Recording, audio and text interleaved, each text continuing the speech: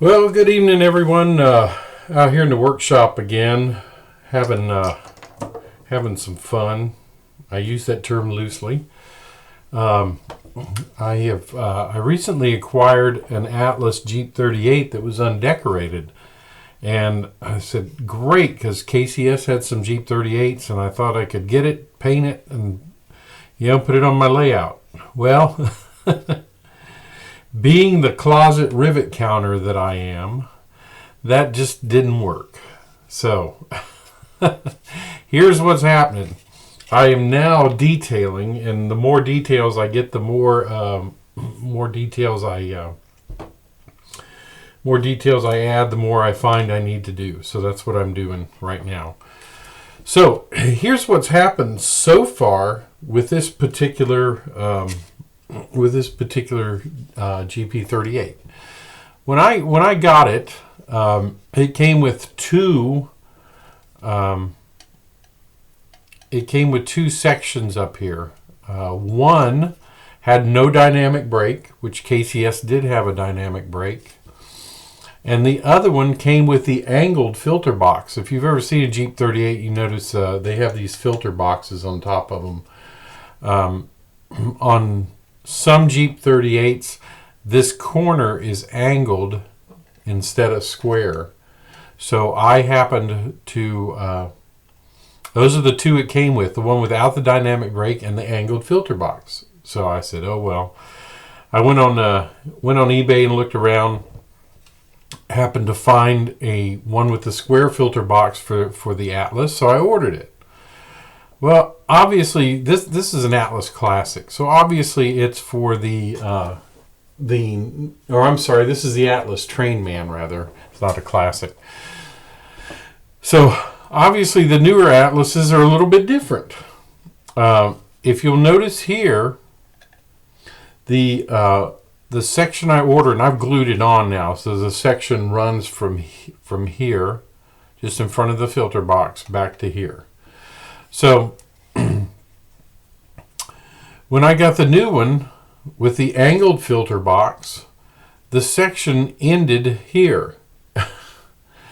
So, to get it to go all the way back the way this one was made, I had to actually cut just behind the dynamic brake section.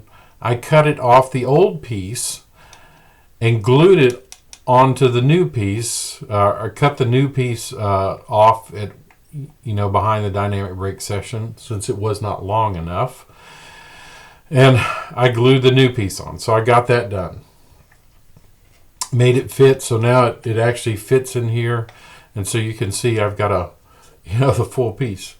Second thing I noticed on this,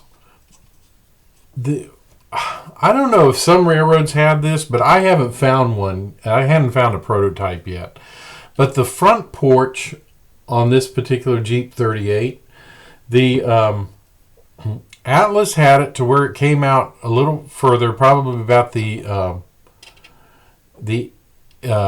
distance of the pilot plow here. So if I hold my file, you can see how much distance that really is. It's another probably came out another 1/8 to 1/4 of an inch further. Not only did it come out further, but it was this thick piece of plastic, really thick. It was about an eighth inch thick also, and it stuck out that far. It was angled a little bit. It started at the beginning of the steps, angled, came along straight, angled. And I couldn't find a Jeep 38 prototypical that looked anything like that, and KCS definitely didn't have any that looked like that. So what it was supposed to look like is more like if you can see the back porch, the front porch looked exactly the same on the Jeep 38. So I ended up taking a donor Bachmann Jeep 30 here and cutting. I smoothed it off flat, and then I cut the piece off the front, the extension of the porch off the front of that donor Jeep 30, and I've glued it on and filed it down and everything. So that was the second thing I had to do to make the front look the correct way. I also have added the correct pilot plows for Kansas City Southern. the MU hoses, and also the coupler lift bar. And now that I have this on, I'm going to have to put the MU stand on the front. You can see I have the MU stand already on the back here, which I don't know why, but that's molded in 2 pieces, so I actually had to glue the place where it plugs in onto the stand. So I also had to put the drop step on here, and I'm going to have to do the same thing on the front as well. So, and I put the coupler lift bar on the back. I need to put the MU hoses on the back as well. So the other thing I did, lift rings, I've got those here. And then I'm going to have to, I've already drilled the holes out for the steps and for the handrail that's around the rear of the fan. Those are already drilled out. I'm just going to have to add those as well. So you can see it's been quite a project. Now, what else I had to do, which was kind of odd, here's the radiator grill. Once again, I mean, I know there's some railroads that use radiator grills like this, but I tell you what, most of them don't. Most of them use this type that's available from Cannon and Company, and I don't know if you can see the detail on that or not, but it's more of a screened wire screen radiator grill rather than these louvers just down it. So what I'm having to do is clean out this. I have to actually cut it out and glue these louvers in. And you can see I've already done it on this side. So this side's done. I just need to do this side.